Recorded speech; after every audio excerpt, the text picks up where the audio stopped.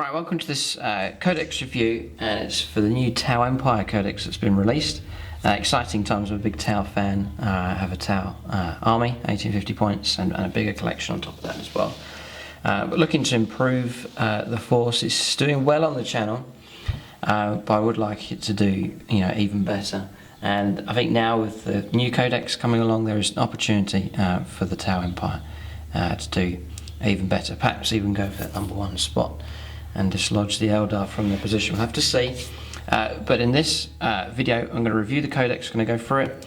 A lot of the stuff stayed the same. So I don't want to be too repetitive, but there is some new things that have been brought in, some fantastic new units that Games Workshop have released. I'm trying to come from the angle of, can I make room in my 1850 point force to drop a few things and then perhaps create room for some new releases to come. I want to change the army slightly. It's a good practice to have for 40k, not to panic when a new Codex comes out, to say, get rid of the whole army and start again, but instead take the army that you have, take its strengths, and then perhaps drop a few units that are weaker, and then with the new Codex try and introduce some new units in. So it's a good fun way of doing it, revamping an army as I call it. And then it doesn't have to cost you too much. Just get a new Codex, a couple of new units, paint them up, and then in a short space of time you can field the new army, and it'll just breathe some freshness back into it, and you can get some great enjoyment. That's the sort of process that I use for pretty much every army when a new Codex comes out. That means that you're saving a fair bit of money, saving time, and yet still you can come up with a new force, new tactics still as well. So I'm going to review the Codex. An exciting one here. A lot of requests. People have been asking, when are you going to review the Tau Codex? Well, here it is. I'm going to go through it here. If you're collecting Tau, then you can see what units are going to do well. There's some formations being brought in as well, new rules, exciting stuff ready for the Tau. Looking forward to a new time of expansion for them on the channel. Right, so I've got mine from gamingfigures.com.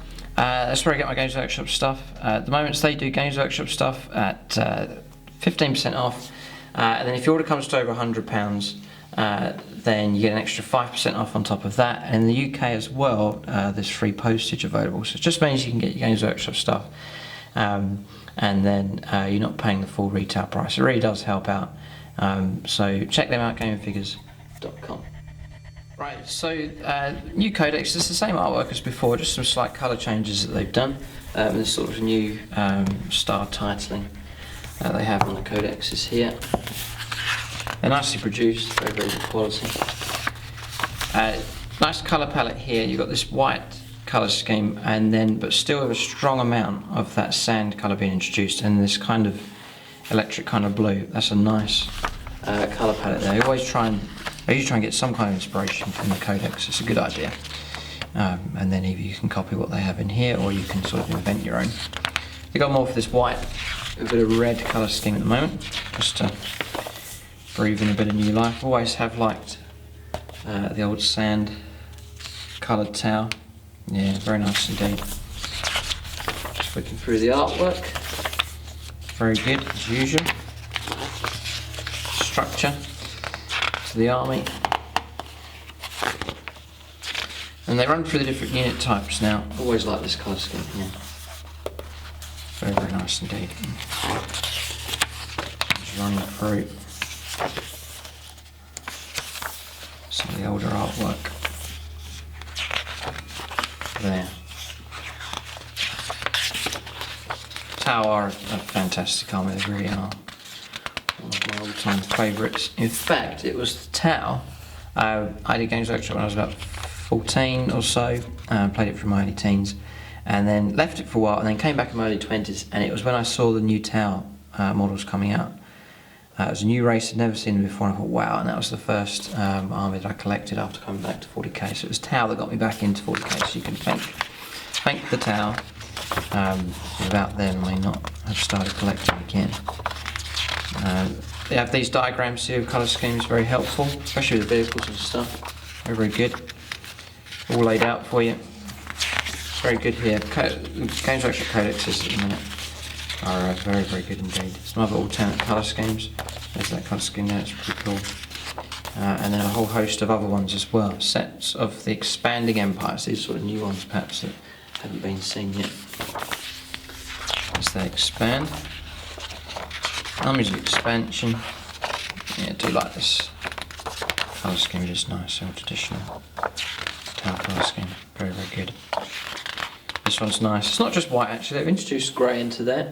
Because white can be extremely stark, and then it's weathered down, which helps. So, yeah, it is nice, beautiful stuff. Right, so forces of the Tau Empire. So this here is talking about how you can organise your Tau force. It's worth paying attention to this. You don't have to do it this way. There's just so many options for you. So the first way is you could go unbound, which means you just choose whatever units you like in any combination, and then you just use the rules as they are in the codex. You can do that. It means you've got great flexibility. That's unbound. Or you can go for battle forged, a bound army, which means in the Warhammer 40,000 rules you follow the force organisation there. So it's 2 HQs. 1 HQ minimum, 2 HQs maximum, and then 2 troops minimum, and then there's elites and heavies, and you have to fill out the slots. And you do it that way. If you do that, then you get a couple of benefits to it. You can re-roll your result in the warlord traits, which is handy enough, and also you get objectives secure, which means your troops' choices will hold an objective, even if another unit that's not troops is sitting there. Your troops will trump them. And then your counters holding an objective, which is handy enough. So you can go down that route as well. Or you can go battle forged, but instead use the structure that's given in the codex here. So you can go for what's called a hunter contingent. This is how your army can be structured. And then from that hunter contingent you can take the minimum requirement is a hunter cadre. It's going to be the bulk of your force. You have to take that. Here, a core, which is this one or more of those. Then command, you can take 0 to 1. You don't have to take a command.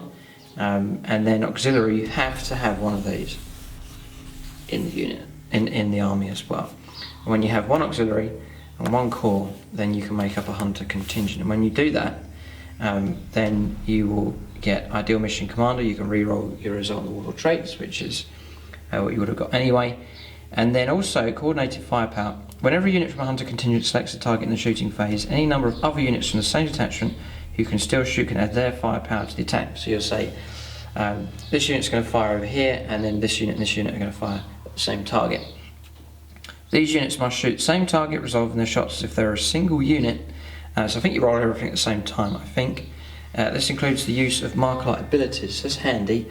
You put a Markerlight hit on something, and then all of those units that chip in will all gain a Markerlight ability. So that's incredibly good. When 3 or more units combine their firepower, the firing models add +1 to their ballistic skills. In fact, coordinated firepower is brilliant. It is very, very good. You're getting some incredible bonuses there. Very, very good indeed. You've got to remember to use it. It's one that's an important one that you're bound to remember.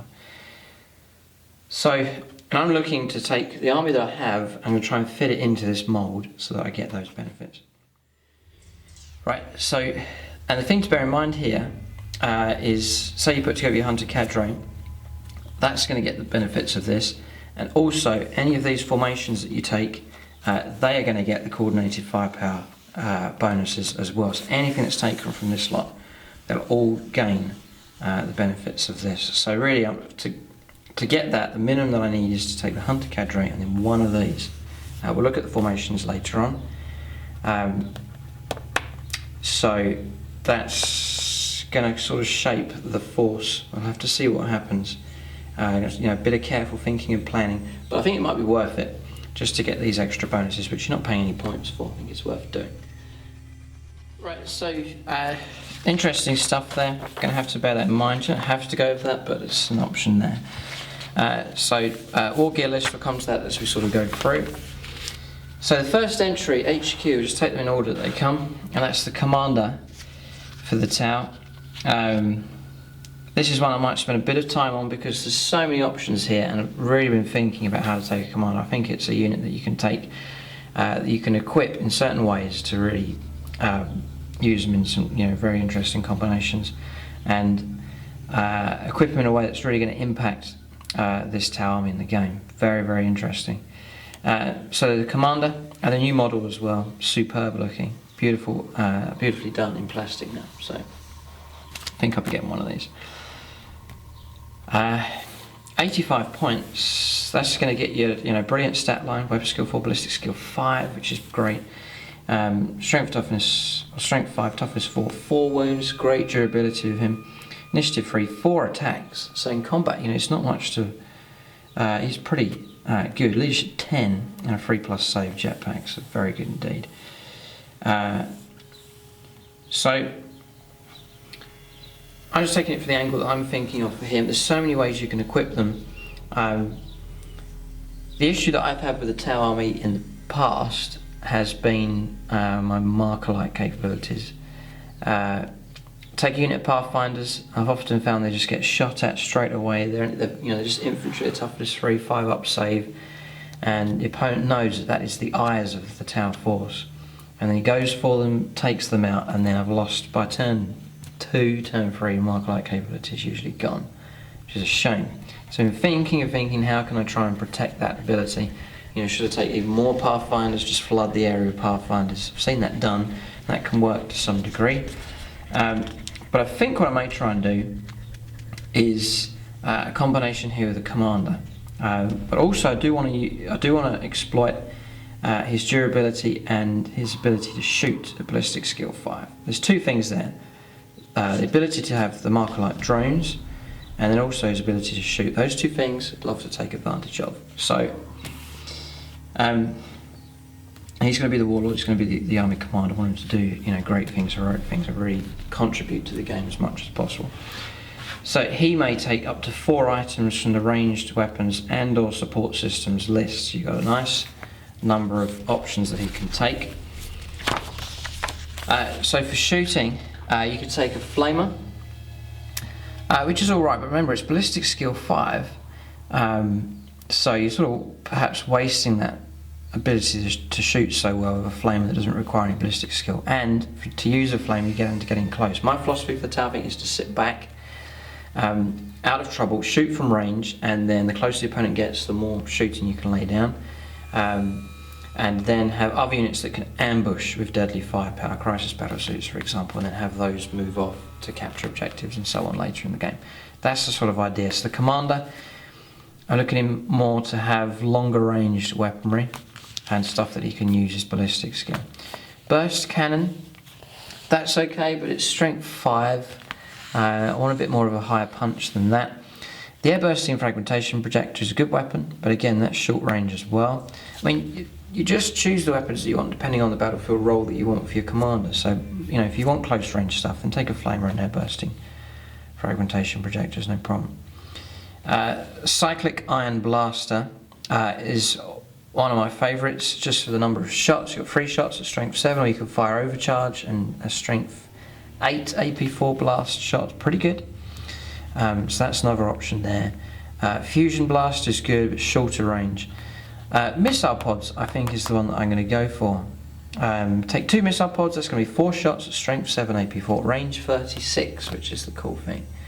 And you'll see how that will tie in to the other role that he has as well. And then plasma rifles, they're good as well. But I would take 2 lots there, not twin link, but 2 lots of 2 lots of 15 points.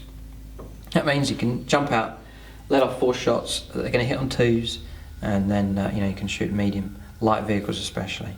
You can do some damage. Then support systems, advanced targeting system. We'll look these up here.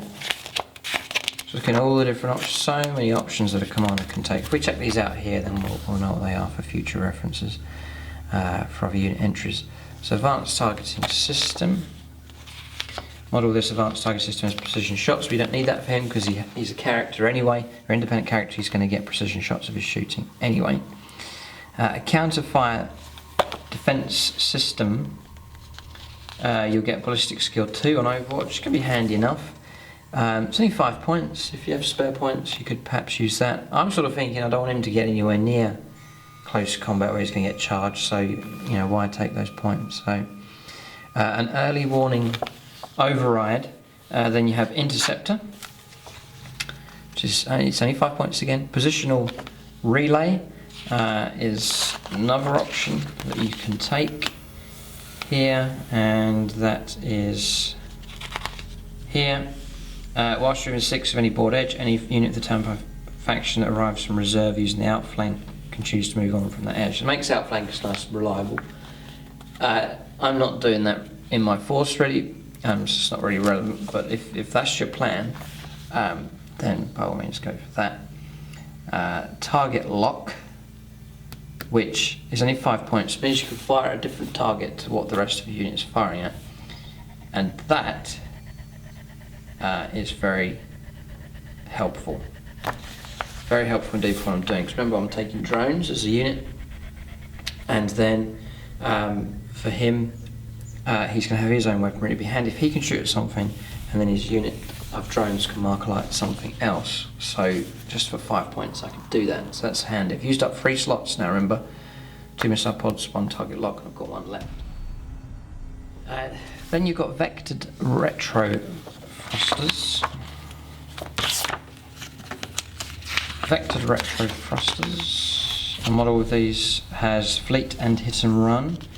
Get handy enough, but that's more geared towards if you're trying to get into combat and so on, expecting to get into combat. My guy is going to be more of a long range, out of the combat sort of range. So probably not take that. Again, only 5 points. Handy little upgrades that don't cost very much. Drone controller is the crucial one for sort of the idea that I'm having. All gun drones, marker drones, sniper drones in the same unit use the bearer's ballistic skill. Remember, his ballistic skill 5, so all of a sudden your drones are firing at a superb ballistic skill. So if I take, say, a total of 6 drones, I'm usually going to hit with 5 every time, getting 2s to hit with 5. And if I can keep them alive, 5 hits, it's going to push up ballistic skill, take away cover, and I think that is an excellent way to go. Really, I do think that could be pretty effective. And the drones can act as like a bodyguard for him. If he gets shot at, ambushed, then the drones can absorb the hits and keep the commander alive. So it gives him a twofold function: his own shooting ability, and then perhaps more importantly, to look after and coordinate marker drone activity on the table. Stimulant injector, that's feel no pain. And I'm just checking, it's 15 and 35. So 1535 Ghost Skill, Storm Surge, yeah, or is for a Riptide, yeah, okay. So 15 points to be for him to take that, feel no pain, which isn't bad. He's got 4 wounds, there's some more durability to him. If you think he's really going to come under a lot of firepower, I mean, I'm thinking he's going to jump out, shoot, coordinate the drones, and then jump back into cover. So usually he's going to be hidden, he's going to be at long range, so he shouldn't be shot at too much there. That's the sort of thinking I'm having. If I was deep striking down in with a unit, then, maybe then he would need a lot more protection. He's going to get, counter fire against him. Velocity tracker, it's tempting to take that one, just going to give him sky fire. It's 4 shots at strength 7, that is a real possibility. So that's an option there. And then a shield generator is going to give him 4+ invulnerable save. And again, if you're thinking he's going to go into combat, that's handy enough, and give him some protection as well. Costly enough though, 25 points to take that. So there's your options. I think I'd take the drone controller. That's all 4 slots used up for him, but so much variety in combinations. Be interested to hear in the comment section if you have your favourite combinations that you use, how you equip your commander, why you choose those options, and then what his battlefield role is on the table. I'm sure there'll be some fascinating comments that people leave, and you can glean a lot from what other Tau players are doing, because the options and diversity here, especially for Tau Commander, is incredible. Just go back to his entry, and I'm spending a fair bit of time, but I think they really are a crucial part of any Tau force. On top of all of that stuff, he can take items from the signature systems list. I think it's unlimited here, so we'll look these up. A command and control node, if a model of this wargear does not shoot in the shooting phase. So this is like a commander, you're going to give him upgrades. He doesn't shoot, but he's going to confer bonuses onto the unit that he's with. So you're attaching him to a certain type of unit. All shooting attacks can reroll failed to hit rolls until the end of the phase. So that's handy enough here. The unit he lands with, then he's going to grant them all reroll to hits. Yeah, it's very good. And that is command and control node. Will cost you 15 points, not too bad. A fail-safe detonator, that's where you can explode if you die. Large blast, micro strength 5 AP dash. I don't see much point in doing it. Don't know if anyone out there uses it.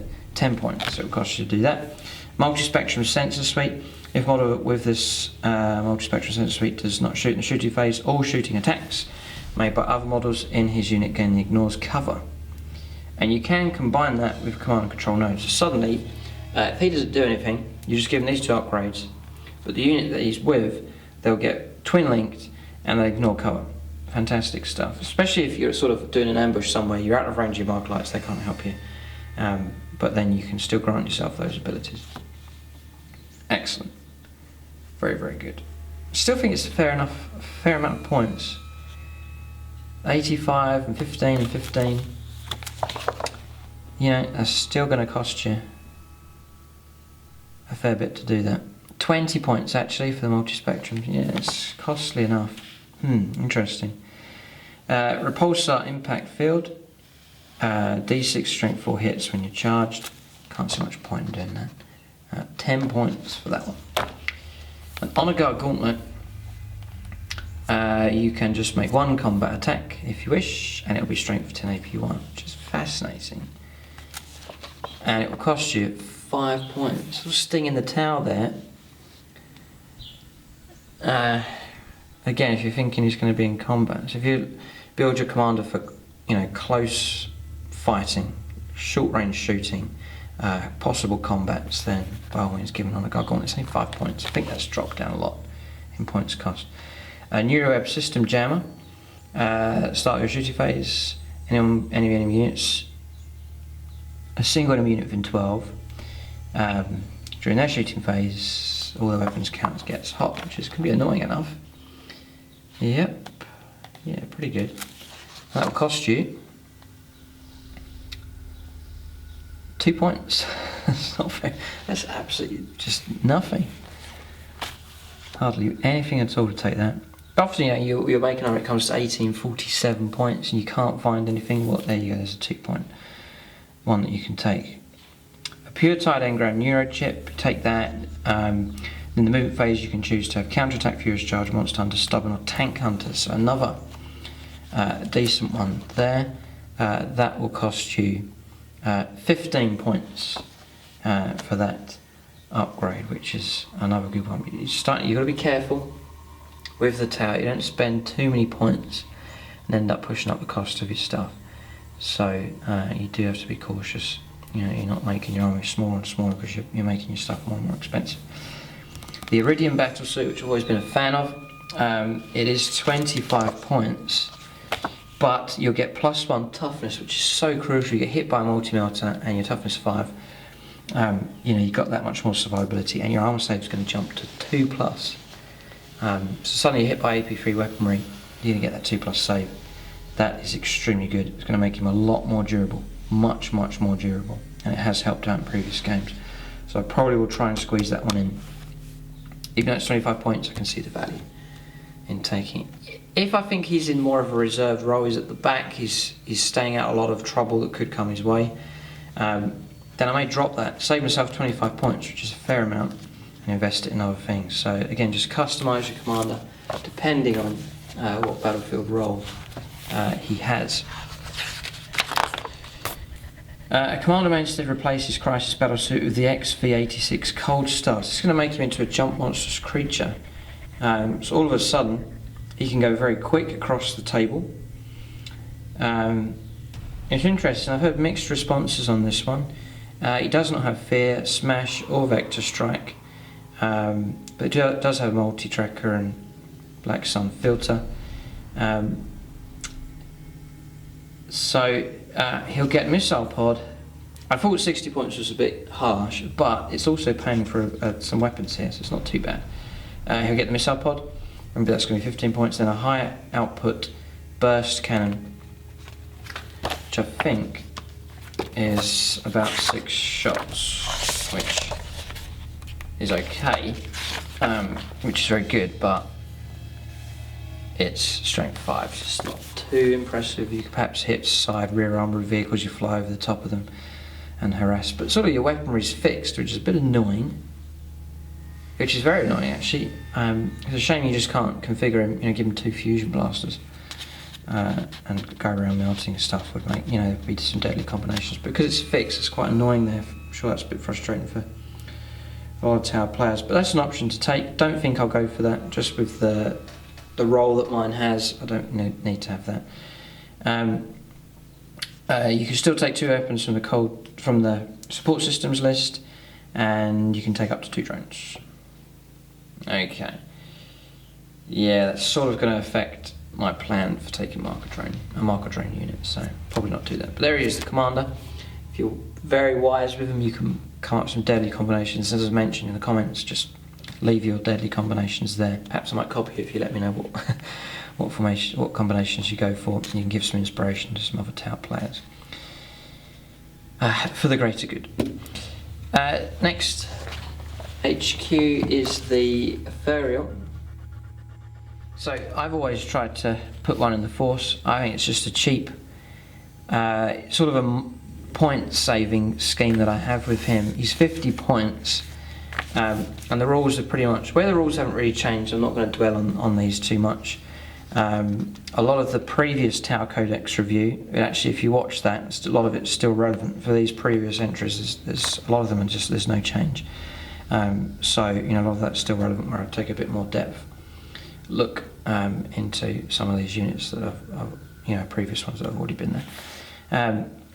So I think he's good value for points, because he'll make a unit leadership 10 wherever he goes. If you use your unit fire warriors, or I stick him with the broadsides, and then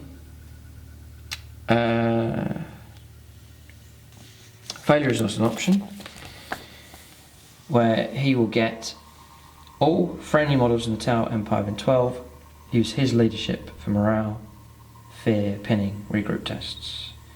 So you're going to concede an extra victory point if he dies, happens sometimes. But it just creates that morale bubble, which is 12 wide out from the models. Actually it's 24 inches wide. And I want part of my Tau army to cluster together. They're going to give mutual support. They're going to give each other covering fire, with Overwatch, and then because they're close together, he can pretty much give his leadership 10 to everyone within 12. Suddenly, points wise, it's excellent. And also the elements here that you can bring up. You can give everyone within 12 stubborn, or effective models can fire an extra shot with pulse weapons when firing at a target within half the weapon's maximum range. So pulse rifles, 15 inches. They're getting an extra shot. Then remember, if they come within 12, think for rapid fire, then an extra shot on top of that, 3 shots each. Suddenly, at close range, 12 fire warriors are going to be chucking out 36 shots, and with Marklight help, it's horrendous what you can do. Or you can give him Sense of Stone, 6+ feel no pain, which is alright. For every time you get that 10 points saved here and there, he's paying his points off. And then also Zephyr's Grace, they can fire snapshots after running, which I don't think I've ever used. There's his options, but I just keep him as he is. Very cheap, 50 points. Commander Farsight, I'm going to move past some of these, but Commander Farsight, if you're going you want a bit of close combat Tau, Farsight is superb. He's brilliant. He's got 4 attacks. He's got a brilliant AP2 Armor Bane melee weapon. He's got a 4+ invuln save. Plasma rifle built into that as well. Shield generator, as I've mentioned. Preferred enemy orcs. He's just so good. Weapon skill 5 for him as well. So he is a nice model. So Farsight is cool. If you're going to go for that style. And I was thinking, you don't have to go for his colour scheme and so on. You could take him, rename him, and just use the same stats and rules and do your own style, and just take the Farsight model and stats and use it in your own way. But lovely looking model, and some great rules for him. very, very good indeed. Shadow Sun as well, sort of a cheaper option, sort of cheaper. You have to start adding these drones, and they actually can become more expensive. I don't think quite as good. You've got the 2 fusion blasters, they can fire at independent targets, so she could fly between 2 vehicles, fire at one either side. But just the toughness here of 3, which is a bit of a letdown. 3 wounds. There's some good, she's got infiltrate, shrouded, stealth. The drones, you can take the 25 points each, but they can give you 3+ invuls. Can be quite well protected, but it's sort of an HQ that's going to have to get in close to the opponent. And when you do that, you're going to attract a lot of attention. So I haven't had too much success with Shadow Sun. I have got the model. You'll see it in some Apocalypse games, but it's an option. But I think I'm happy with the Commander, sort of one that I'm going for at the moment. Then you've got these. I'm more into the battlesuit style Tau, not this kind of stuff, so you skip over these kind of things. I'm just going to move over, and she and on the bar. I'm quite happy with the HQs. Plenty of HQ choices for the Tau. Different styles, and a different theme that you can have to your army, depending on what direction you want to go. More HQs here. Certainly not short of HQs. Used to be quite short. If you look at the old codexes, the Tau, lacked a lot of options for HQ, but now there's a fair amount of them. Fireblade, I really did want to take. Love the model. Looks really cool. Basically, you're going to get volley fire. Your pulse rifle shots are going to fire an extra shot. So now, if you combine that with an ethereal, at 12 inches, 12 fire warriors are going to fire 48 shots. Ridiculous. Plus his, so you're looking at about 50 shots. Unbelievable. He's got a marker light as well. 3 wounds, durability there, but leadership 9. But he just was elbowed out by the ethereal, and the I thought, why give 1 unit an extra shot when the ethereal could grant all units within 12 an extra shot at close range? Just saw that as more value. Plus the morale bonuses, definitely saw that as higher value than the Fireblade. So that's why he's not in. But still, he's popular with Tau players. Dark Strider, he's 100 points, it's a fair amount.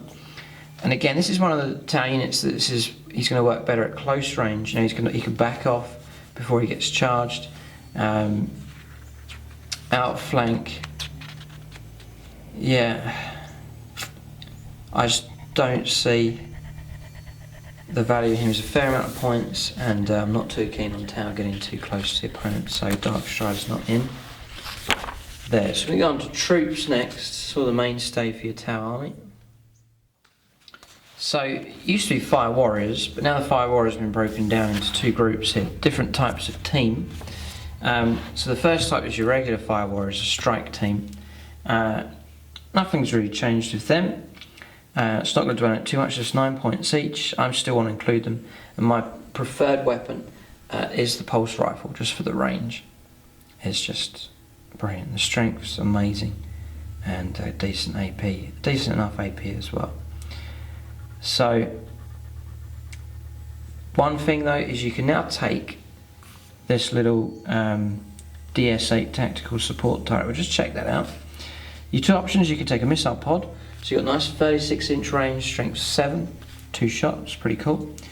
Or you can take a smart missile system, shorter range, but you're going to be granting yourself that ignores cover ability. I reckon the missile pod, say you got a Dark Eldar Raider, you're going to shoot at your strength 5, but then also you can chuck out 2 strength 7 shots, which could really help out. Or if you're going to try and fire up into the sky at fly armor 10, you can chuck out your strength 5 shots, but also 2 shots coming out for strength 7. It's only 10 points taken, and we'll just check out the rules. They're quite interesting, the rules, for the little turret. Perhaps a ploy by Games Workshop to get you to buy the new box sets of Fire Warriors, but still fun enough to have those. Because the Fire Warriors, they were lacking like a heavy weapons option, so fair enough that they've given you that now. So tactical support turret is not set up when the unit deploys or arrives from reserve. Instead, if the unit remains stationary in the movement phase, you can set up the tactical support turret in an area of open ground. So you've got to remember to put it on the table, within 2 inches of a model from his unit, and more than 2 inches away from any enemy models. Once set up, the turret cannot move. So, this is where you're hunkering down, this is your area you're going to defend, you set up the turret. Tactical support turret has ballistic skill 3, so it's cool. I was worried it would be 2. It can fire in the shooting phase as part of an Overwatch attack with the rest of the models in its unit shoot, and must target the same enemy unit as the rest of the unit. It can fire on the turn it was set up. Yet enemy models cannot attack or affect a tactical support turret in any way, but it is immediately removed as a casualty if there are no other models from its unit within 2, or if an enemy model approaches within 2 inches of it. Okay. Should a unit's tactical support turret ever be removed as a casualty, it can be returned to play in future movement phases described above, so you can't kill it. It's just fascinating. Until you actually wipe the actual unit out. So I think they're cool. 10 points, I think they're pretty good. So I reckon I am going to try and include them in the Tau force. Very interesting. Right, so then, that's them done. Next is the new Breacher team, which I can imagine these taking place. If you've got a boarding action on board a spacecraft, the Tau would send in a Breacher team, to clear the way. Short range, like corridor fighting, definitely. 40, they're the same points, 9 points. So the two things you're going to look at here is the field amplifier relay. We'll just check that out. They come with that as standard. A model with a field amplifier relay that is in a unit that includes a Guardian drone has a 5+ invulnerable save. Okay. So you'd have to take a Guardian drone to have that. Here it is. To grant yourself a 5+ invuln. Interesting. And then the Pulse Blaster. They're an interesting unit. I'm struggling to think of a role for them in the Force because of this weapon. Pulse Blaster. So up to 5 inches, it's Strength 6, AP3, Assault 2. It's absolutely incredible for 5 inches, but 5 inches is so close. Then 5 to 10 inches, it's Strength 5, AP5, Assault 2. Again, that's good. And then between 10 and 15, Strength 4, Assault 2. So the whole idea of these is to get close.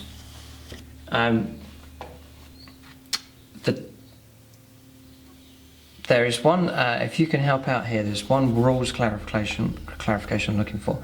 A shot from a Pulse Blaster has a different profile depending on how far the target unit is from the firer. If it is not clear of which of the profiles to use, the controller player can choose. So does that mean, say you've got some of the guys are within 5, some are within 10 in the unit just because of the way you've positioned, do you then say, well, I'll fire them all at the 5-inch bracket? Is that what it means? Or does it mean that you break it down? So you say, well, 3 of them can fire at range 5 inches, they'll get that. The others that are outside of that, they'll fire at 10. I'm not sure how that works. You can clarify that in the comment section below. So yeah, I've been racking my brains thinking how to use them. I think perhaps maybe you're going to have to take a Devilfish to transport them around, to drop them off to ambush units. But they're quite predictable. Your opponent knows that they're short range, so he knows therefore you're going to try and get close. Or you can avoid them because he knows that they're deadly at close range. So awkward, those. They look very nice. New, the new sculpting there. Very difficult. I'm not sure how best. Still thinking. I would like to include a unit, but I'm just not sure how best to go about that. We'll have to see. Right, so other troops is the Kroot. They're in the previous army. I reckon they may be on their way out. They haven't really got any better. Nothing's really changed with those. Just they're a bit weak. They're not as good in combat as they used to be. They're lacking the extra attack, lacking the extra strength they used to get. They were much better in previous codexes. So sadly, as much as I like the Kroot, I've still got a big tribe of them that I can use in Apocalypse games, but I think they may be on their way out of this Tau force, and I'm going to go for pure Tau, which will be interesting. And it means it frees up some points that I can perhaps invest in some new stuff. So on to elites then. You've got the stealth battle suits. Again, this is sort of against the philosophy that I have for my Tau. This is a close range unit, one that's going to infiltrate. I've used them in games before, and you know, often the opponents see them, they've infiltrated, and they just get swamped and taken out. And their weaponry is not that amazing, and you've invested the points in something that's blown away. I'm sure they can do better in formations and so on if you use them in certain combinations, but just to randomly just chuck those into my army, there wouldn't be a role for them, I don't think. So I'm leaving those out, but I'm not saying that they're no good. I'm sure that you can find a good role for them in your force. They look pretty cool as well. They come with stealth and shrouded, so in cover, they're difficult to get rid of. So battle suits, and really these haven't changed either. I was hoping that the points value, the points cost would come down, but they're still 22 points each, and the weapon costs I think are all pretty much the same, so they're working out. I think I'm going to go for the same combinations. I've got no reason to change those units. I do mine as units of 3 with a couple of drones to protect them, and then just drop them down as ambush units to take out heavy infantry or light, medium, heavy vehicles. I still think they'd be good at that role on the table. So not much else needs to be said about them. Configure them as to how you want to, but I still think Crisis Battleships are great, and they've redone them now. They look great, and you'll see on some of them that the chests configurations have changed. They've given some variety. Helmets as well, some nice variety in those, so they look even better. And I think probably in the kit you're going to get the different drone options as well. So Games Workshop have redone them and they've got better. So nice stuff. I think they're on bigger bases now as well. You can go over to bodyguards. It's an extra 10 points. Your leadership's going to jump to 9, and you're going to extra attack, and you're going to get swarm protect. You automatically look out passes. You may want to go for that, but for mine I'm just going to be shooting, so I think perhaps maybe I don't think it's worth it. So, but in combat, you think, that mindset can be for the Tau that, avoid combat, nothing's good in combat, but these guys on the charge, 3 attacks each, with a good commander, you can cause trouble. Yeah, definitely can. Right, so on to one of the new units now, the Ghost Kill battle suit. It's sort of in between. It's bigger than a Crisis battle suit. It's not as big as a Riptide. It's sort of an in-between size. It looks pretty cool, but is it any good? Have a look. So this is one of the units I'm thinking, should I get one? 130 points. For that, you will get Weapon Skill 2, Ballistic Skill 3, Strength 6, Toughness 5, 4 wounds, Initiative 2, 3 attacks, Leadership 9, and a 3+ save. It's a jetpack monstrous creatures. I think you're jumping 12, which is a pretty quick one. Pretty good. So far so good. A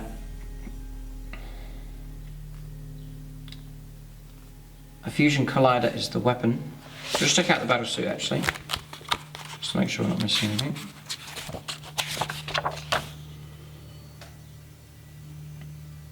No, it's going to come with multi-tracker, black sun filters as standard.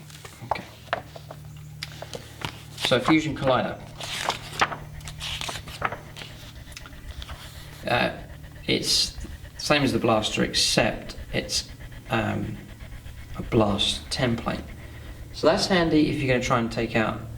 See, if you shoot at the Terminator squad, you're going to get 1 shot with the blaster. With the Collider, you're going to get a blast template, which means you can hit more. And it means also very accurate shooting against vehicles. You place that small blast marker on the vehicle, and even if you scatter, you've only got to clip that vehicle, and you're still going to count as a hit. And if you're clever, sometimes you can hit 2 vehicles at the same time. So yeah, it's a decent weapon. Decent weapon, there's no doubt about that. A Ghost Kill Electro Warfare suit.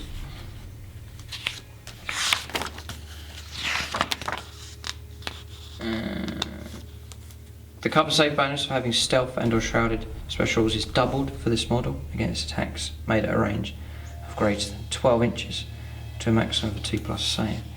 So at long range, protection for him is excellent. Your cover save's been greatly improved. Some fascinating technology here. It's typical Tau bringing out new technology. Hollow Fountain countermeasures. Once per battle, in the enemy shooting phase, a model equipped with Hollow Fountain countermeasures can disrupt targeting systems of an enemy unit is targeting it or the unit it belongs to.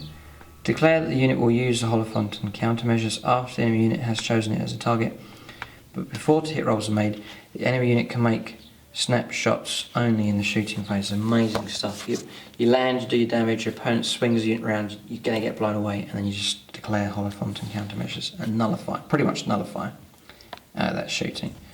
So, very, very, very good. Then a twin linked flamer, so it's just up here. Fire team. Fire teams are all, which you can easily miss. Whilst the unit with this special includes 3 vehicles or monstrous creatures, all vehicles or monstrous creatures have +1 ballistic skill. So if you take a unit of 3 of them, which you can take an extra 2, so you take 3 of them, then you're going to get +1 ballistic skill when you shoot, which again is handy enough. You have stealth. And then stealth field. All models in unit with 1 or more stealth drones receive the stealth special, including the drone. Any models that already have stealth receive shrouded instead. Models that already have stealth and shrouded receive no additional benefit. So it's handy to take these little drones to boost you up to stealth and shrouded. So you can take 3 or more, or 3 of them, up to 3. You can swap your fusion collider for a cyclic iron raker. It won't cost you anything to do it. You'll get strength 7, AP 4, range 24, assault 6. A bit of marker light help, that could be deadly. And then overcharge, you can fire strength 8, AP 4, but this time it's large blast, so pretty good weaponry on him. Yeah. Now I'm thinking I could drop a Crisis Battlesuit team. It's about 200 points to play with there, and take one of these Ghost Kill Battlesuits.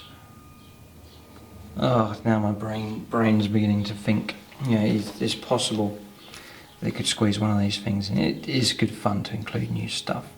But can he do the same amount of damage? See, that's the question. Can he do the same amount of damage as a fully equipped Crisis Battlesuit team? Hard to say.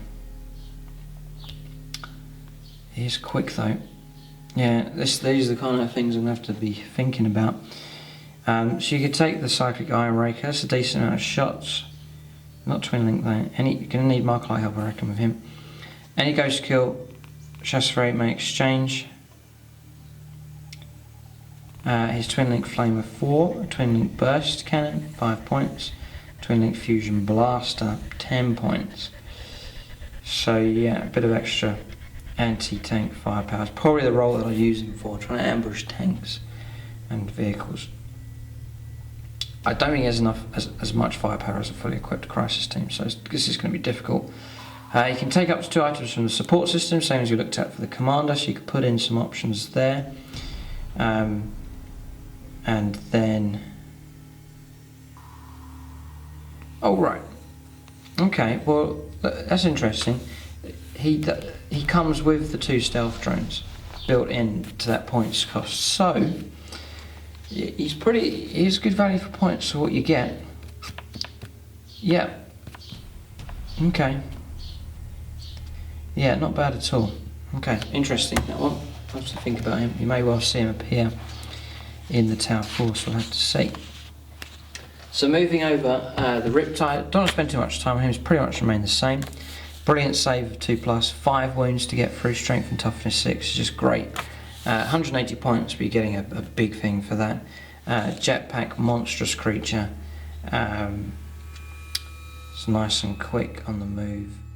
You know, I'm thinking actually, I'm saying that these are moving quick. I'm thinking of jump monstrous creatures. This is a jetpack monstrous creature. I think these guys can only move 6 when they move, so they're not quite as quick as I thought they were. But still, the Riptide's pretty good. Just his shooting weapon's very good. The Riptide shield generator is going to give him that 5+ invuln saves, handy enough. I've used him in combat before, he's been pretty good. 3 attacks isn't bad. And then I usually pay the 5 points to get the iron accelerator, just some nice long range anti-tank, anti-heavy infantry weaponry there with him. Again, coordinate it with some Markerlight assistance and he can be pretty good. Nice durability to him. And then, you know, if you're defending a zone, you've got units around you, he's quite good as a counter attacking monstrous creature. Also go for the Twin Link Fusion Blaster, which is free of charge, just to give a bit of some anti-tank ability at close range. So that's him. They're onto fast attack and drones, and every time I've had a codex I've just skipped over drones straight away. But now all of a sudden, with this new role for the Tower Commander, I'm going to be taking hopefully a unit of drones. You can swap them out. They come as gun drones, they're 14 points each. You get 4 of them as standard for 56 points, which is probably what I'm going to go for. And then for free of charge you can swap them all over to marker drones, free of charge. So, definitely. Yeah, very handy indeed. Next is Piranhas. I've never really been too keen on them, just not much durability to them. Their weaponry is close range, but then when you get close, your light vehicles, you're in so much danger of being destroyed in combat and shot up. So I don't really take Piranhas. Again, if I'm moving over something quite quick, but you think that they're good and you use them effectively, then leave it in the comment section. People, I'm sure, will be fascinated to hear from your experience with different units. Pathfinders. So these are the ones that have fallen out of favour with me at the moment, just for their durability as initially get shot up, taken out, but they still are such good value for points. You know, 11 points, you're not only getting an infantry model that is armed with a pulse carbine, which is a decent weapon, you're also getting the Markerlight on top of that as well. It's incredible value for points. So by all means, you know, continue taking them. But I've sort of switching around the way I do my Markerlights over onto the Commander. So I think maybe an effective way to do these would be multiple units of like 5 or 6. So 4 units of. You've got to work this around your formations and stuff. Maybe 3 units of 6, something like that, so that they're spread out, and you know you can saturate some Markerlight shooting. Perhaps that's an option. Devilfish. Decent protection there. Yeah, decent protection for the Devilfish. Pretty good. Pretty good transport vehicle. I usually take mine, not upgrades at all.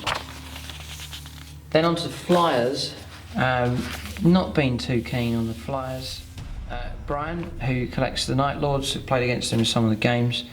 StrikingScorpion games. He collects Tau, and he's a fan of the Razor Shark Strike fight. He uses it to slowly go around the table, and then you can use the rear-mounted quad iron turret just to shoot up vehicles from behind, side armor. Pretty effective. They just, I don't think I have the room for them in the force, but again, with this new structure I'm going to try and stick to. I may try and include one, we'll have to see. We're going to move over them. They just don't quite have the punching power that other units have. And for anti-aircraft, sort of the role that I'm thinking of will just be to use the weapons that I have on the ground just to shoot up, fire up with Markerlights, roll 6 shots, get 1 hit, and that can just enough usually to help out to take out Flyers. So that's sort of the idea I'm going to go for with them. Then Vespids, I'm trying to go for pure Tau, so they're not going to be in, and they're just not quite good enough. They can move pretty quick. 4-up save, they're not bad. And the neutron blasters are decent, although for strength 5 AP3, but just short range, just not really in the force. Then on to heavy. Sniper drones, I just really do struggle with them. You've got 58 points, gets you a set of 1 marksman and then 3 drones. They look brilliant, they look so cool, and the idea behind them is just fantastic. So you could then take a full set here of 3 of them, 9 of these, and lay down some sniping power with those. But I'm thinking it's just for the points cost, you're going to be spending 170 odd points, and at the end of it all you're going to get is a rend or 2 and some wounds. I just don't think it's chucking out enough dangerous firepower, so that's why they're not in. I do have a set though, you'll see them in Apocalypse games. Okay, hammerheads, and hammerhead's always been one of my favourite models for the Tau. Just love the hammerhead, love the railgun on top, so cool. The way our previous list have been running is hammerhead number 1, which has been long strike, hammerhead number 2, just a regular one. But struggling, the railgun can be really annoying. You get 1 shot at 3+ to hit, you miss, and then the whole point of that tank is gone. You've missed with a shot, and then the tank can't do much else. And then when you do hit, often your opponent's in cover, so you can negate that. So it's difficult with the hammerheads at times. They have failed to impress. So I was looking for an area to free up points. It may well be got to drop the hammerheads out of the force to free up more points to invest in some of the new units. So that may be the direction that I'm going with them. You can protect them pretty well. They can be hard to get rid of. Front armor 13 is very good. And then if you give them disruption pod, tuck them behind cover. They can be hard to dislodge. But just that 1 shot is awkward. It is awkward. So hammerheads may well be on their way out. But we'll have to see. I'm still writing lists at the moment. So not committed to anything yet. The Sky Ray is decent for anti-aircraft, quite cheap, 115 points. Well protected, front armor 13, side armor 12. You get 6 marker lights. 6 the missiles, 2 network marker lights, so you can use the benefits of your own marker lights for that. I do actually have 2 of them, so may well use those. Could use them, perhaps, if I feel that anti-aircraft's an issue. I can bring in one of these things to help out. Then broadsides. Don't spend too much time on these, again, because I'm quite happy with the way that they are. The configuration that I go for is to keep the twin-linked heavy rail rifle, just like the strength 8 AP one, it's cool. And then I usually take the twin-linked plasma rifles, just so that you've got heavy infantry nearby. Instead of just firing 3 shots, you can unleash a ton of, or not a ton, but either 3, if I have a unit of 3 of them, I can either fire 3 shots or 6 shots of rapid fire. And then that can really help out eliminating a threat. Just a bit of extra strength 6 shooting as well when you fire at vehicles, light vehicles, can help. And then to bump them up even more, I add in a couple of missile drones to chuck out some strength 7, range 36 shots for them as well. I am tempted to break down the unit of 3 into a unit of 2, and then maybe just have an independent one of these, or just for fun and just have a bit of variety, to take one with high yield missile pod, and then have missile drones as well. Just checking, high yield missile pod will be free of charge and points cost, so it shouldn't change the points layout there. So that may well be an option. I always have liked the look of the sculpt in that model, and just with the new codex coming along, maybe we'll go for that option. Maybe give it the Skyfire rule, so I've got some kind of anti-aircraft dedicated unit there as well. Right, so next up, and this is really why I've been trying to free up points or thinking about how I can do it, and that's the Storm Surge. People have been asking, what do you think of it? I think it's great. I love it how, so with the codexes as they came out, the Games Workshop started releasing flyers for the different factions, which I think has been a great addition to 40k, and has added a really nice dimension to games. And now it seems that they're going for most factions are getting some big thing of some kind, and it's the Tau needed something, and they've got this KV-128 Storm Surge, fantastic model. It looks incredible. What a centerpiece to your Tau force. 360 points. So you know, I'm going to have to sacrifice a fair chunk to try and get it in the army. But I really would like to have one. So 360 points, what do you get? Weapon skill 2, ballistic skill 3, strength and toughness 6. I may have expected the toughness to be higher, but anyway, what's great about this thing is the 8 wounds. That's telling me this thing has incredible endurance.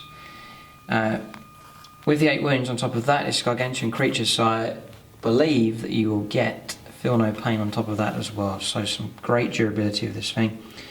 Initiative 2, 2 attacks, so I'm getting the impression you might keep this out of combat. It's more of a gun platform. Leadership 9, and then a 3+ save. So I'll run through these weapons that it has. It has an awesome array of weaponry. A very fascinating combination as well. A pulse blast cannon. A big gun. So a pulse blast cannon, and I think it's an awkward weapon, to be honest. Yeah, it's difficult. It's one of these ones where you choose, depending on the range, is a different stat line. So when you fire at something up to 10 inches, it's got to be fire at something that's very close. It's D strength, AP 1, heavy 2.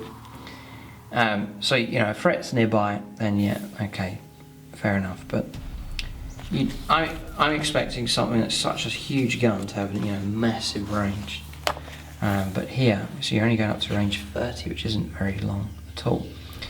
Then range 10 to 20, it's strength 10, AP 3, heavy 2 blast, which is alright, it's not AP 2 though. And then range 20 to 30, it's strength 9, AP 5, and then large blast. So all of these are anti-tank in a way. Strength 9 is decent enough. With 2 shots coming in, you know, you should cause some kind of damage. But awkward, that gun, not too keen on it. Then coming across the twin-linked smart missile system. But I'd be fascinated to hear how many of you do use that and how effective it has been. Yeah, be interested to hear that. The pulse blast cannon, twin-linked smart missile system. We know that one's just a small weapon there. Then the cluster rocket system, which I think is really good. Love the idea of it. Cluster rocket system, range 48, so now you're getting some great range. Strength 5, AP 5, quite average, but heavy 4d6. So you're going to be chucking out to an average of 12, 13, 14 shots, or more if you roll well. Use that with, you know, some Markerlight help, and you can be clearing out whole swathes of infantry. Really cool. Then 4 destroyer missiles, range 60s, again, brilliant range. Strength for AP 1, really good, and then 1 use only heavy 1. So nice stuff there. And then what makes these even better is, again, with a bit of Markerlight help, we have a new entry here, destroyer. For each Markerlight counter expended in this ability, a single destroyer missile fired by the unit of the target changes its strength 8 to D. That makes that an incredible missile. Amazing. You fire it, you know, got a Wraith Knight running at you, something deadly like that. You can hit it with some destroyer missiles. Fantastic stuff. Markerlights, by the way, other than that, there's no change, I don't think. The costs to different things is the same, just they've added in this destroyer entry. So love the destroyer missiles. And the twin-linked flamer, which you may find a use for if something gets too close, a horde army trying to swamp you. then you can let out Twin Link Flamer. Pretty good. Right, so then you've got this rule here, stabilising anchors. This makes this thing even better. In your shooting phase, in addition to firing normally, a Storm Surge can begin deploying its anchors. From then on, the Storm Surge cannot move under any circumstances or make stomp attacks. So this is where you think the coast is clear, the opponent's far away enough. So I deploy my anchors. This is where I'm going to sit and shoot for the game, potentially. In the shooting phase of your next turn, and each subsequent shooting phase, a Storm Surge with its anchors deployed can fire twice. So I'm sure that means, correct me if I'm wrong, you just fire all of this again. Make the second shooting attack directly after the first has been resolved. The Storm Surge can retract its anchors at the beginning of any movement phase, so if you find yourself that you are caught in combat, you can bring them up. Then you can move, shoot, and make stomp attacks normally. Fascinating stuff from there. So you can take more. So you've got Lord of War and you think, oh yeah, it's on its own, but in fact you may include up to 2 additional Storm Surges in the same unit. Any KV-128 Storm Surge can exchange its Twin Link Flamer for one of the following. Twin Link Burst Cannon. That's okay, I still prefer the Flamer. And the Twin Linked Air Bursting Fragmentation Projector. I would reckon that might be better. You've got the Large Blast, ignores cover, a bit more extra range, it's only 5 points to do it. May well go for that. And then the KV-128 Storm Surge may exchange its Pulse Blast Cannon for a Pulse Driver Cannon. There it is, Pulse Driver Cannon. This is more like it, range 72. Remember, if I'm dropping hammerheads, I'm losing that long range that they have. So now you're sort of starting to replace it. Strength 10, AP 2, Ordnance 1, and Large Blast. You're going to hit the target pretty good. Ordnance, you get extra D6 on your penetration roll. Strength 10 is great, and AP 2 is very good. It doesn't have the variety of this one, but it has the reliability that no matter what range you fire at, and you're doubling the range of this, more than doubling the range of that, and you can hit anything on the table pretty much. And then if you then have your anchors down, you're going to get to fire it twice. That is deadly fire potential. Problem is, it's going to cost you 15 points, but it may well be worth going for that.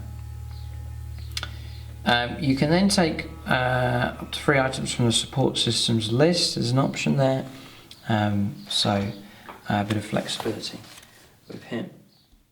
Right, so then on to formations. This has really been one of the big additions to this codex. The Tau got a lot of formations to choose from. Hunter Cadre. So remember, if I go for, bring it up here, if I go for my Hunter Cadre and one of these auxiliaries, I'm going to get this bonus, this coordinated firepower, +1 ballistic skill and 3 or more units fire, and they all benefit from those marker light hits. Very, very good. But in Hunter Cadre itself, you'll then get bonuses for having that. You're going to need to take Commander, I can do that. Fireblade is optional, up to 1 of them. Bodyguards, up to 1 unit of them is optional. You have to take 3 to 6 units of Breach Team, Strike Team, Crew Carnivore, so I've got to fulfill that. I've got 2 Strike Teams, try and maybe add a Breach Team in. 1 to 3 units of either Stealth, Crisis, Ghost Kill, or Riptide Battlesuits. I can do that easily. And then 1 to 3 units chosen, any combination from the following list. Pathfinders, Piranhas, Vespids, Drones, yes I can do that. And then 1 to 3 units, Broadsides, Hammerheads, Storm Surge, yeah I can do that. So, and there's a few units spare that I can either include in there or leave out and put in another formation.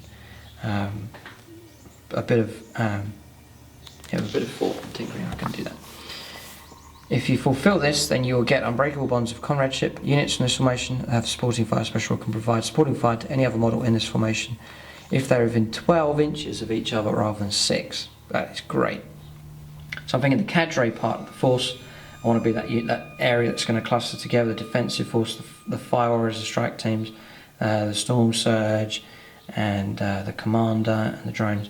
They're all hanging around together. They're all going to get supporting fire at 12 inches. Brilliant. Ambushes and feints. Units from this formation that have been 12 of this formation's commander. So again, it's encouraging me to keep the commander nearby the main bulk. Or cadre fibre at the start of the shooting phase can run or move flat out and then shoot. There's a bit of flexibility there. I don't know how often I'd use that. Each unit must complete both actions before you move into the next unit. Otherwise, the chance to make the second action is forfeit. So some nice benefits there. Again, don't cost you anything. And you're sort of building a Tau army that's quite standard anyway. So it's not forcing you into a strange unit combination. A retaliation cadre. To get this, you have to take a commander. You have to have crisis 3 units of crisis battle suits, broadside unit and a riptide, and you'll get relentless if you go for that. You get low altitude deployment. All the units in this formation start in reserve. You then announce you're doing low altitude deployment. Then the whole formation turns up at the start of your second turn by deep strike. Cool. Relentless will be handy for the broadside. You can move around and shoot normally and charge, which is cool. Drop zone clear. All models in this formation have +1 to the ballistic skill during the turn that they arrive. Good stuff. So get some nice bonuses for that one. I imagine that one will be quite popular. Heavy retribution cadre. You've got to take a ghost kill on 2 storm surges. It's a heavy points investment. But if you do, you can reroll optimum fire position. You can reroll failed to hit rolls for shooting attacks made by storm surges from this formation if the target is within 12 of a ghost kill. Quite risky. You've got to get the ghost kill close to the opponent. So, not sure if I'm too keen on that one. And then Monsoon of Destruction. If an enemy unit is chosen as the target by at least 2 units in this formation in the same shooting phase, that unit cannot run or move flat out in the next turn. In addition, they halve the distance that they charge. So sort of protecting the ghost kill. Sort of it moves ahead and these clear a path around it. Interesting. And then an infiltration cadre. So there seems to be like formations for every type of theme or type of units that you're going for. If you're into the Pathfinder stealth type units, then there's a formation you can take here.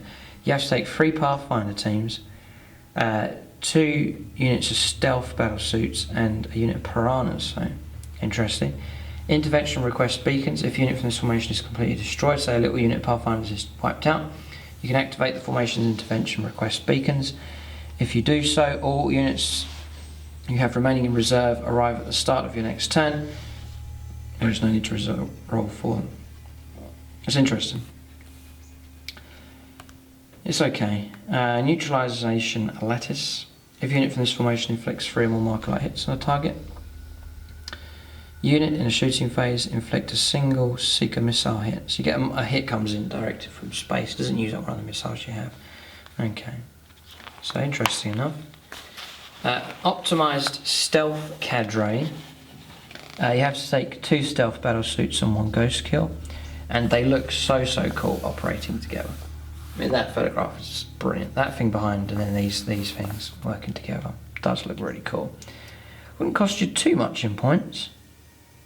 90 points a unit, 130, a few upgrades, 350 odd points. If you go for that, you get Wall of Mirrors. At the start of your shooting phase, this formation can network their stealth fields to create a Wall of Mirrors.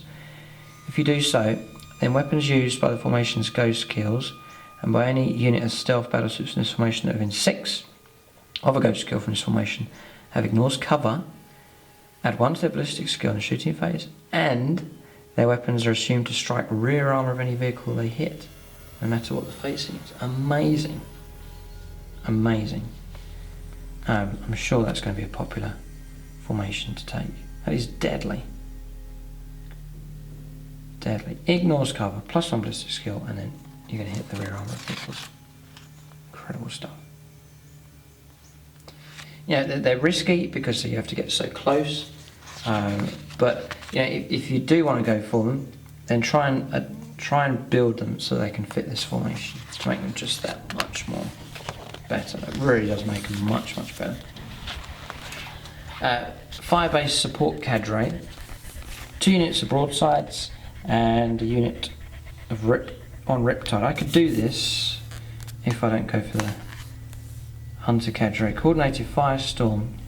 Instead of firing independently in the shooting phase, all units in the fire-based support cadre can participate in coordinated firestorm. When they do so, all models from this formation must shoot the same target, resolving their shots as if they're a single unit. So you combine the whole lot together, they'll all benefit from the marker light hits, and resolving the shooting attack. All models have tank hunters and monster hunters, so pretty good. Not too bad at all. There is a danger of overkill. You know, you have to fire all of them at the same target. You know, it's a Dark Elder raid and you blow it up 10 times over, and you've ended up using all of your shots at one thing. So be aware of that. An armoured interdiction cadre, 3 units of hammerheads and a sky ray. It's quite a heavy investment, but I think it solves some of the issues of hammerheads. Interlace predictive targeting. Pick a point anywhere on the battlefield at the start of your shooting phase. The point that you pick is the centre of this formation's predictive targeting grid. You can reroll failed to hit rolls for attacks made by models from this formation if the target unit is within 6 of the point that you picked. Yeah, so that is pretty good. You reroll failed to hit rolls for attacks made by models from this formation.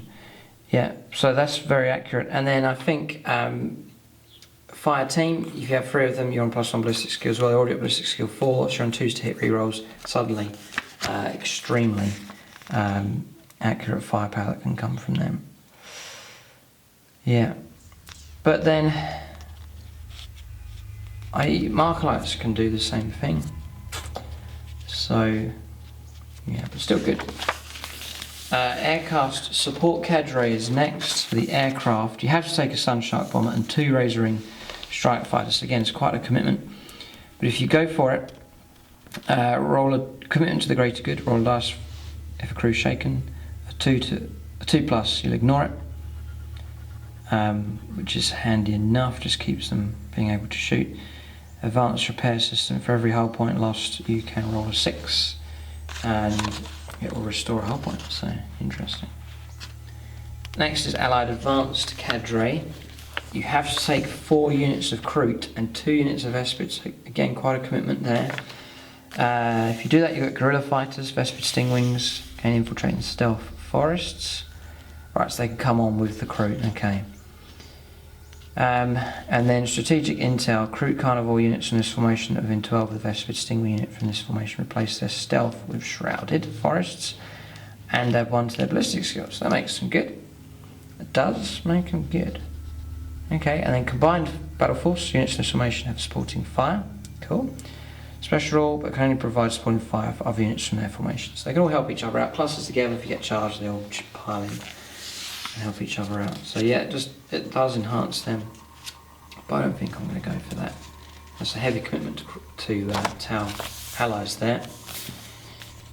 That's it then. Coming across, you're onto the appendix. I think we've covered all of these. Yeah, so you're onto Warlord traits, which I don't think have changed. Precision of the Skilled Hunter, number 1. Enemy models cannot take Lookout Sir rolls against your Warlord shooting attacks. If your Warlord has no ranged weapons, reroll the result. That's okay, it's not too bad. Yeah, if you're character hunting, it's pretty good. 3 Unity Devastation, number 2. 1 use only. Declare your orders using this ability at the start of your shooting phase. For the duration of the phase, all friendly units with the Tau Empire faction within 12 of the Warlord reroll to hit rolls of 1. Which is okay, but mediocre as well. Number 3, Ghost Walks among us. The Warlord and his unit move 3d6, making jetpack moves. That is handy. You can always worry that you jump out 6, you mark light stuff, and then when you roll to jump back in, you're on a double 1 or a 1 or a 2 or 1 and a 3 or something. Suddenly you're caught out in the open, you can be shot out. That just makes that ability to move in a bit more reliable. An extra d6 really helps out, so that's a good one if you've got a Tau command. Exemplar of the Selfless Cause. 1 use only. Declare your orders using this ability at the start of your movement phase. All friendly units in the Tau Empire faction in the battlefield that have gone to ground are no longer considered gone to ground and can move, shoot and charge normally this turn. That's alright. Again, that's particularly amazing. Predator of the Skies. 1 use only. Declare your Warlord is using this ability at the start of one of your shooting phases. For that phase, the Warlord and his unit have the Skyfire special rule. That's pretty cool. It's handy to have that. If I've got him armed with these missile pods, then that is handy for him. Then next, through boldness, victory. Your warlord as unit he joins does not scatter when arriving by deep strike. Again, that is handy. Not so much now if I've got my commander doing marker light duty, but before that, when he used to go with other units, that's very handy to have. So a fair amount of those decent enough, some mediocre. Probably would still roll on that table. Ranged weapons then, we've covered all of them. There's different options to take, and then we've covered those there as well, and then just your reference sheet at the back for different weapons and units. But there it is. Tau Codex, exciting stuff. I really am looking forward to revamping this Tau army. I want to do it in a way where you can still see the shadow of the previous force, but then bring in some of these new and exciting units. So I've got mine from gamingfigures.com. They do Games Workshop stuff, 15% off, and an extra 5% on top of that if your order comes to over £100, and then free postage in the UK as well. So gamingfigures.com is where I've got this codex from. It's where I get my 40k stuff from at the moment. So and it's not just 40k that they do, by the way. They do a whole load of other miniatures, ranges and things as well. It's a big online store. So there it is. That is the Tau Empire Codex reviewed. Leave your comments. Be fascinated to hear. And I'll read them carefully. What your comments are with your suggestions. Especially fascinated by what combinations you can go for with the Tau Commander. What ones have worked. If you've had the experience of using the new codex and units already, then give your opinion on the new units, the Storm Surge, the Ghost Kill, how best they work for you, what combinations, what units. Then by all means leave that in the comments section as well. And there's a lot that we can learn. And then as Tau players we can all help each other out for the greater good, and then see the Tau Empire expand even more. I hope they do well on the channel. We'll have to see. Keep a lookout for Tau in the future. Thanks for watching, and tune in next time.